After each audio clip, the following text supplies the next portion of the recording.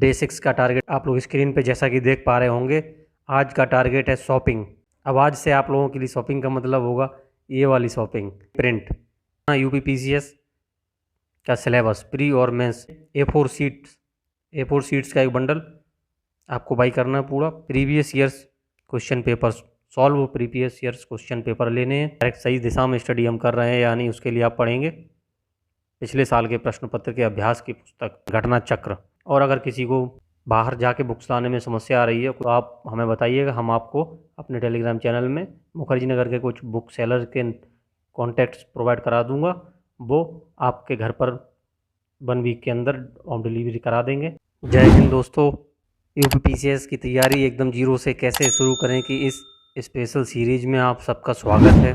कल रक्षाबंधन का त्यौहार था, इसलिए आप लोगों को कोई टारगेट नहीं दिया, क्योंकि हमको पता है कि सभी लोग त्यौहार में आप लोग बिजी रहे होंगे, मैं भी बिजी था। और ऐसा होता भी है, आप प्रतिदिन पढ़ाई नहीं कर सकते हैं। वीक में या महीने में 1-2 दिन या महीने में 2-3 दिन ऐसे होते ही हैं जिस दिन आप पढ़ाई नहीं कर पाएंगे। तो इसलिए भी मैंने कोई आपको टारगेट नहीं दिया कि आप लोग अच्छे से त्यौहार को एंजॉय करें। और उम्मीद है कि आप लोगों ने त्यौहार को अच्छे से एंजॉय किया होगा। तो आज डे 6 का टारगेट आज हम लोग देखेंगे। आज डे 6 का टारगेट बहुत इम्पोर्टेंट है और इसका बहुत लोग इंतज़ार भी कर रहे थे। तो आप लोग स्क्रीन पे जैसा कि देख पा रहे होंगे, आज का टारगेट है शॉपिंग। शॉपिंग शॉपिंग में क्या, ये वाली शॉपिंग नहीं, ये कपड़ों वाली, सामान वाली नहीं, शॉपिंग ये वाली शॉपिंग। अब आज से आप लोगों के लिए शॉपिंग का मतलब होगा ये वाली शॉपिंग।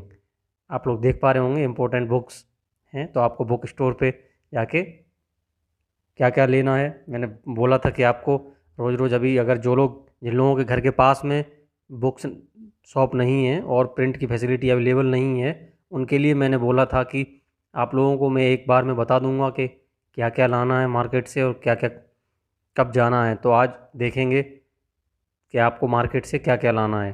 तो ये आज आप अपनी जाके शॉपिंग बकेट बनाएंगे। शॉपिंग बकेट में आप क्या क्या ऐड करेंगे, इसको हमने 3 पार्ट में लिखा हुआ है। पार्ट ए में हम देखेंगे प्रिंट। कुछ चीज़ें आपको प्रिंट करानी है, कुछ चीज़ें आपको बाई करनी है। क्या प्रिंट क्या क्या करना है? प्रिंट करना यूपीपीसीएस का सिलेबस प्री और मेंस दोनों का सिलेबस आप प्रिंट कराएंगे।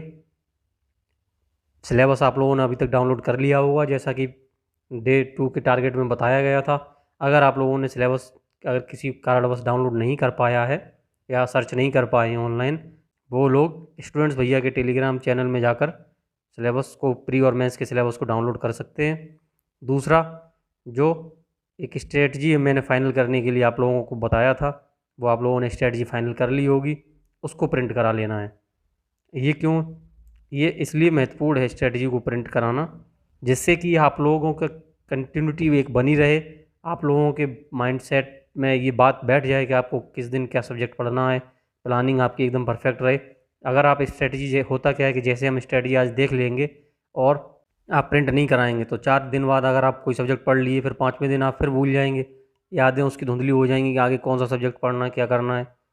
तो मैंने भी जब अपनी स्टडी स्टार्ट की थी तो कई वीडियो देखता था, बार बार भूल जाता था कौन सी स्ट्रेटजी फाइनल करूँ क्या नहीं।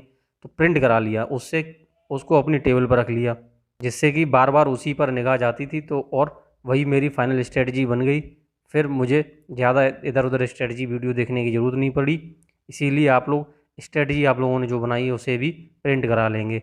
अगर जिन लोगों ने कोई स्ट्रेटजी नहीं बनाई है, उन्हें मैं स्ट्रेटजी एक बता दूंगा, वो आप लोग प्रिंट करा लेना। अब हम चलेंगे पार्ट बी की तरफ।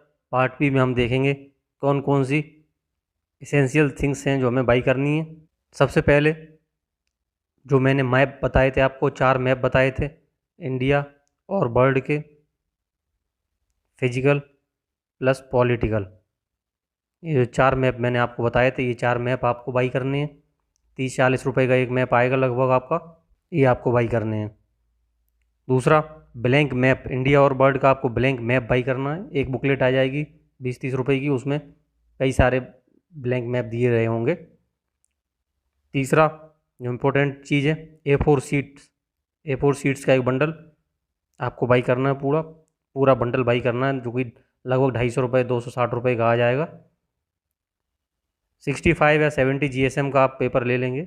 कई GSM का पेपर आता है, 65 और 70 GSM।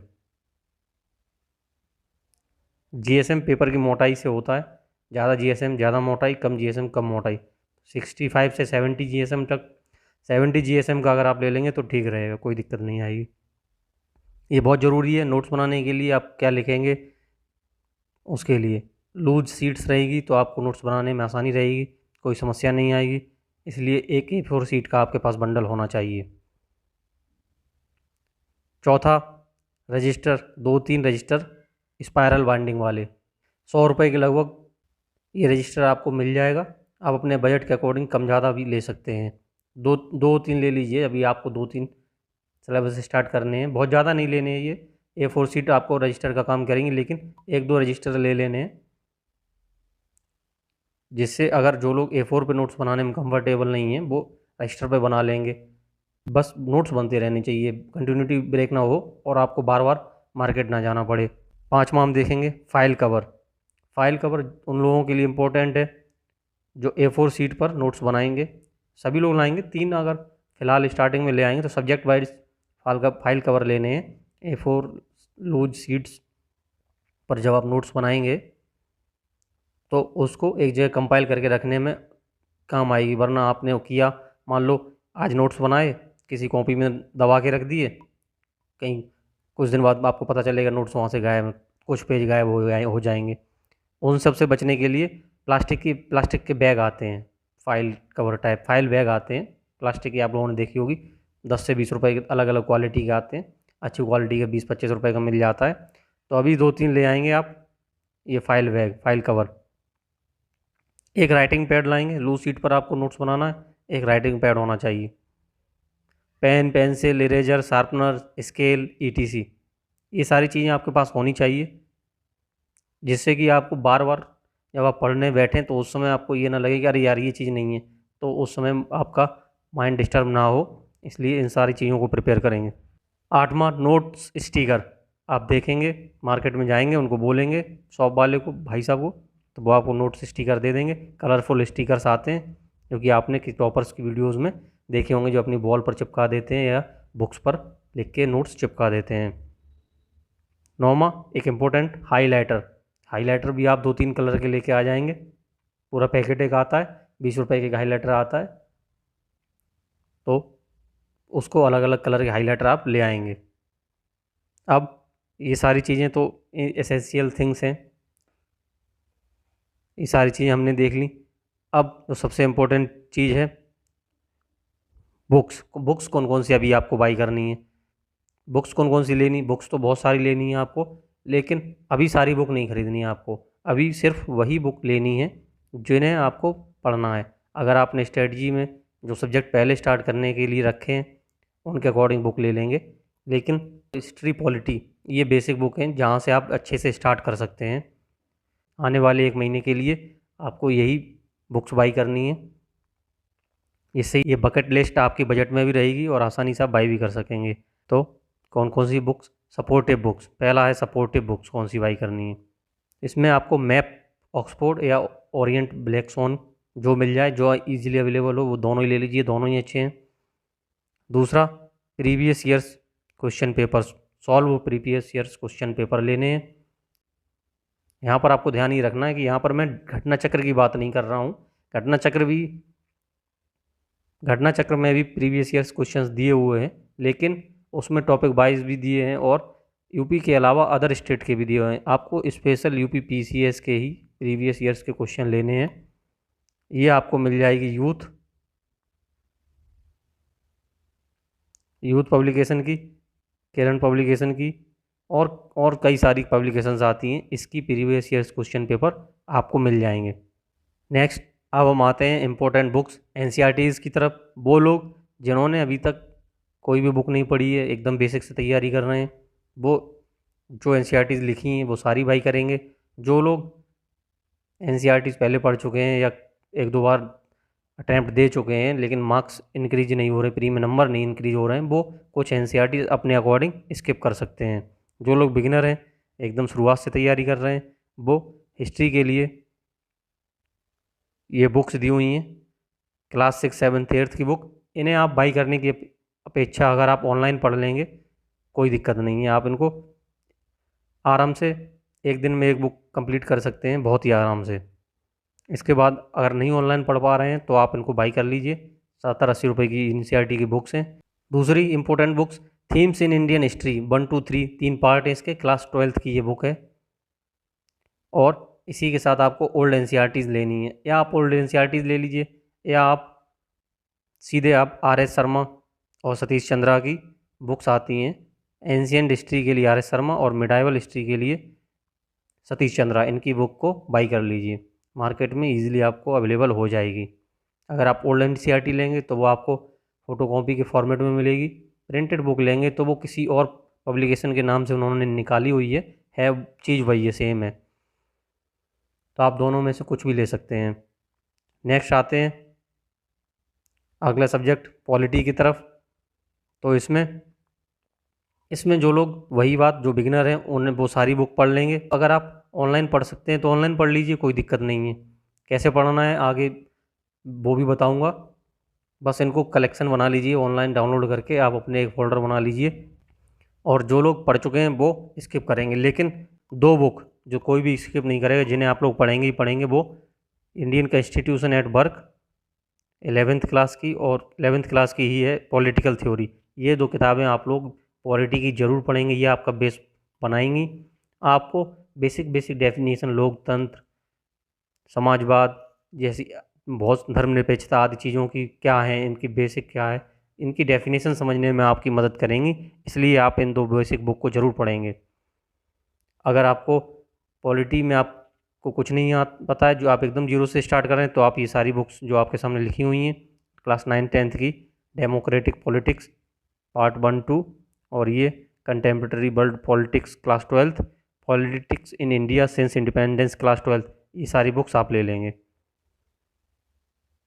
अब बढ़ते हैं हम स्टैंडर्ड बुक्स की तरफ। तो स्टैंडर्ड बुक्स में सभी लोगों ने, आप लोगों ने नाम सुन रखा होगा, M लक्ष्मीकांत, इंडियन पॉलिटी के लिए ये बुक है M लक्ष्मीकांत, और मॉडर्न इंडिया के लिए spectrum. Old NCERT Satish Chandra और RS शर्मा की आप लोगों की एंशियंट और मिडाइवल हिस्ट्री के लिए बुक हो गई, और मॉडर्न हिस्ट्री आप स्पेक्ट्रम से पढ़ेंगे। तो इस तरह से आपकी हिस्ट्री कंप्लीट हो जाएगी। पॉलिटी के लिए वहाँ से आप स्टार्ट करेंगे 11th की NCERT से, और M लक्ष्मीकांत से आप अपनी प्रिपरेशन आगे ले जाएंगे। इसके बाद जब आप पढ़ लेंगे तो उसके लिए आपको टेस्ट भी देना पड़ेगा कि आपने कितना पढ़ लिया, और पढ़ रहे हैं तो आपकी स्टडी सही डायरेक्शन में हो रही है या नहीं। उसके लिए आपको PYQ लगा के देखने पड़ेंगे। उसके लिए एक ही बुक बिना किसी डाउट के आप लेंगे, review Indian polity and governance घटना चक्र 2024 की। अगर मार्केट में आ गई होगी तो वो ले लेंगे, नहीं आई होगी तो 2023 की ले लेंगे। स्टार्ट तो करना है आगे, क्योंकि अगर ये लेट से आएगी, इसकी 6 बुक्स आती हैं, अगर आप जितनी देर से लेंगे तो 6 की 6 बुक ख़त्म करने में, याद करने में समय लगेगा, तो वो समय से कंप्लीट नहीं हो पाएंगी। तो इसलिए एक पॉलिटी आप 2023 की अगर आज होगी तो वो ले लेंगे, कोई आपको इश्यू नहीं है।